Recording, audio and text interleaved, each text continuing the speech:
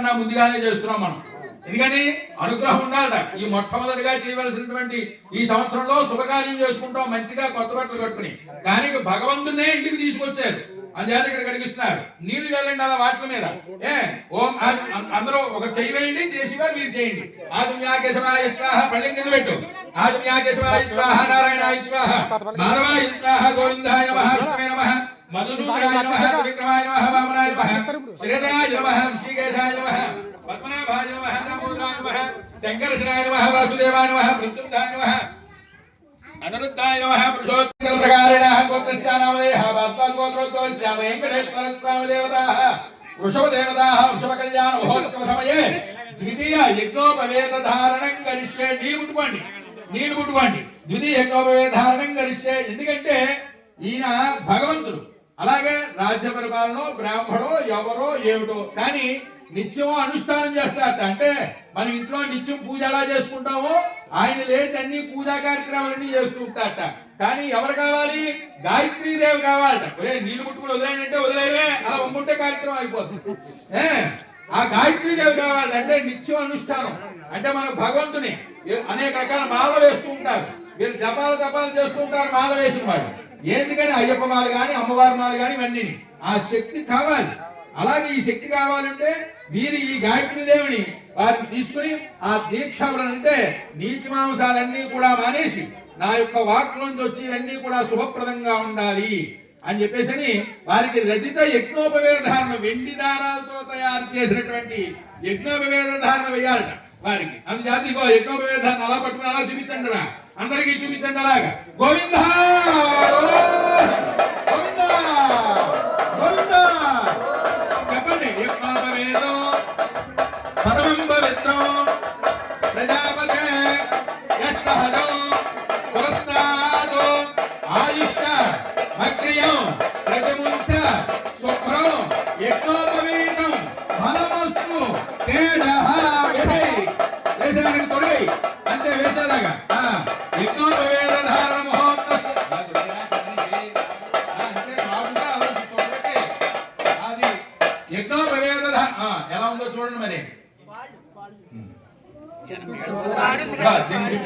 దాని చుట్టే ఎలాగ అంటే యజ్ఞోపవే దీనికి ఇలా కంగారు పడకండి చాలు. యజ్ఞోపవేద ధారణ మహోత్సవ అంటే బ్రహ్మచర్యం వదిలేశాడు ఆయన. ఎప్పటి వరకు ఎలాగ మనలో కూడా ఒరే బాబు ఎట్లా అలా తిరుగుతున్నావు, పెళ్లి చేస్తే బాగుంటుంది కదా అని. అందుచేత బ్రహ్మచర్యం వదిలేసి కాశీయాత్ర వెళ్ళిపోతున్నట్ట. వారు తీసుకొచ్చారట, నాయన నువ్వు అలాంటివి ఏం తిరగడానికి కుదరదు, నువ్వు వివాహం చేసుకుని ఇక్కడే ఉండాలి, ఈ గ్రామాన్నే చూడాలి అని చెప్పేసి. అలాగే మనం వారిని అలా వెళ్లకుండా కాశీయాత్ర ముగించి వారి యజ్ఞోపవేధారణ వేసి వాళ్ళని కాళ్ళు కడిగి ఆహ్వానిస్తున్నామట. అక్కడ చిన్నవారైనా సరే తండ్రి ఏం చేస్తాడు, పెళ్లి కూతురు యొక్క తండ్రి ఆ కాళ్ళు కడిగి తీసుకుని వస్తాడట. ఇదిగో మా అమ్మాయిని జాగ్రత్తగా చూసుకో, నేను అలాగైతే చూసుకున్నానో మీరు కూడా అలాగే చూసుకోవాలి. అందుచేత ఇదిగో మీరు చిన్నవారైనా సరే భగవంతుడి పేరు చెప్పిగో మీకు కడుగుతున్నాను అని చెప్పేసి ఆ యొక్క నారాయణమూర్తి యొక్క పేరు చెప్పి కాలు కడుగుతూ ఉంటారట. అమ్మా నువ్వు నీళ్లు పోసి వారికి అలా నీళ్ళు కాలు కడగండి, మీరు కాలు కడగాలి, మీరు ఆడవారు నీళ్లు పోయాలి. ఆ మామిడాకుతో ఉన్నటువంటి చెంబు తీసుకోండి, ఈ పళ్ళం అలా దగ్గరికి పెట్టండి, ఒక పళ్ళం అందులో పెట్టండి కాలు. మీరు చెప్తాను, ఇగో ఆ కాలు అందులో పెట్టండి, అబ్బాయి కాలు అయింది వృషభుడిది, ఆ చెంబు అలా పక్కకు పెట్టండి.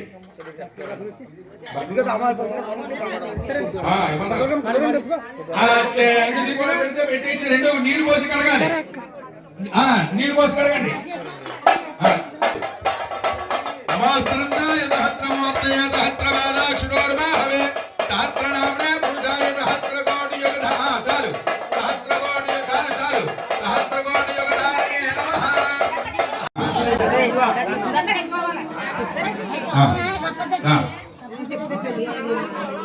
భాగస్వామి ఓ గంధ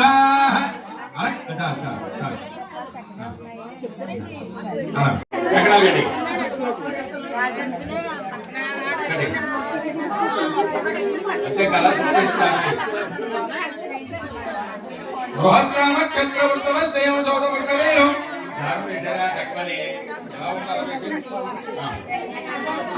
ఆ కాకన కూడా అలాగండి.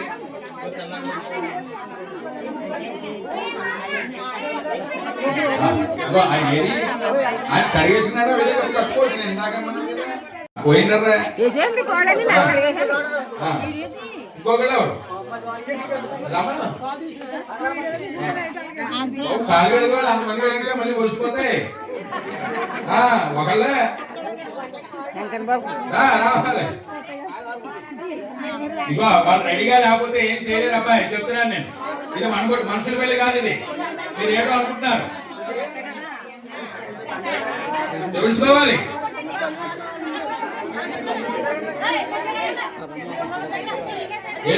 ఆయన ఇంకెవరు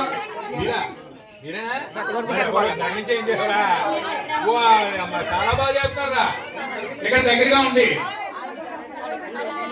వదిలే పెద్ద చిన్న కాదు. ఇక్కడ అదే మీరు అలా అట్టేలాగా ఇది మీ కార్యక్రమే, నాదేమోనండి. నాకు అన్న కాలు కడు కదా.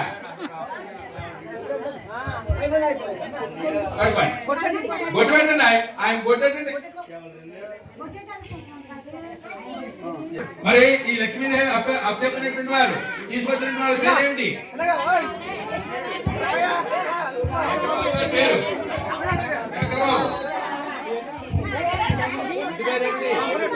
కూడా మరి వారు కాలు కడిగారు కాబట్టి మనం కట్టుకున్నా కట్టుకోపోయినా వరుడికి పెట్టాలి పెళ్ళికొడికి.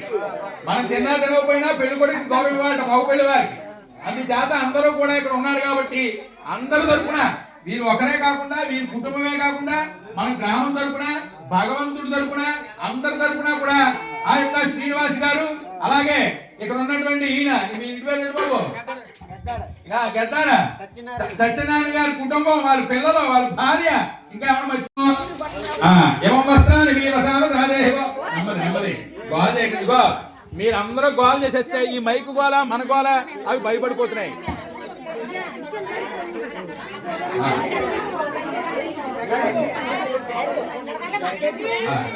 ఏమో వస్త్రాన్ని చక్కగా ఇగో మరి పెళ్ళికొడికి పెళ్లి కూతురికి కదా మనం పసుపు పచ్చీర తెల్ల చీర అన్ని పెడుతూ ఉంటారు చక్కగా. ఎందుకని మధువర్కాలంటేనే పసుపు పచ్చీర. పసుపు పచ్చీర అంటే పసుపు పచ్చీర కాదు, దాని యొక్క చీర ఇవాళ వీడికి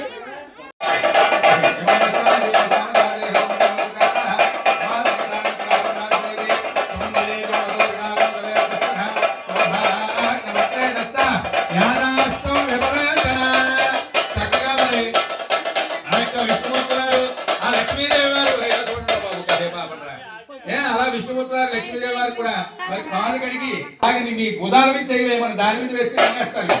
మీ బుధాల మీద వేయమని అందరికీ చూపించండి, అందరికీ చూపించండి.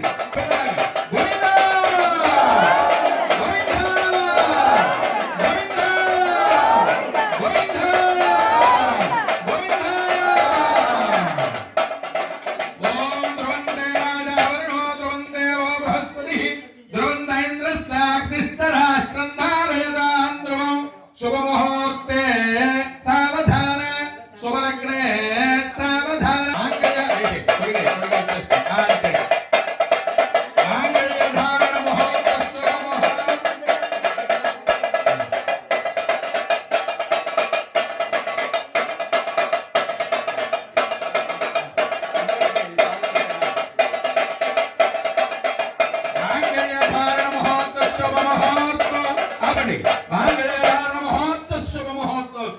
మనం అయితే 3 ముళ్ళ బంధం 3 ముళ్ళు వేయాలట.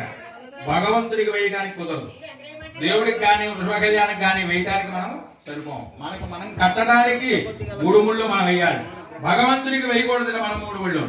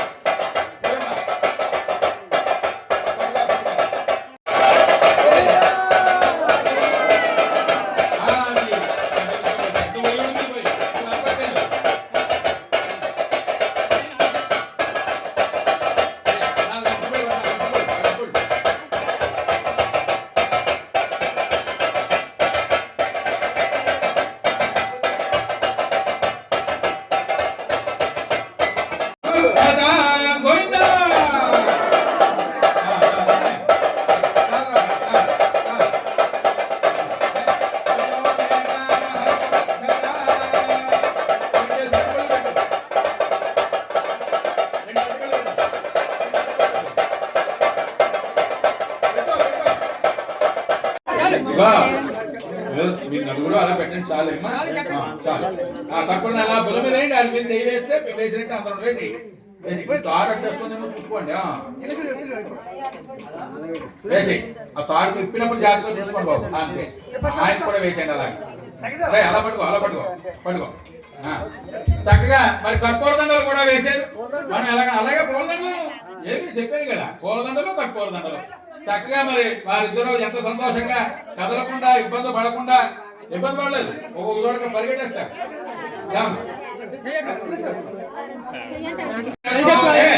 అలాగే వెళ్ళి తోకమనికి చూపించండి ఇద్దరికి. అలాగే వెళ్ళండి. అమ్మా ప్రతి ఒక్కరు కూడా కళ్యాణమైందని ఎలా ఉందమ్మా. ఇంకా అమృతకు వచ్చేసే కార్యక్రమం ఉంది కాబట్టి ప్రతి ఒక్కరు కూడా చక్కగా చూస్తారని మరి కోరుతున్నాం. అమ్మా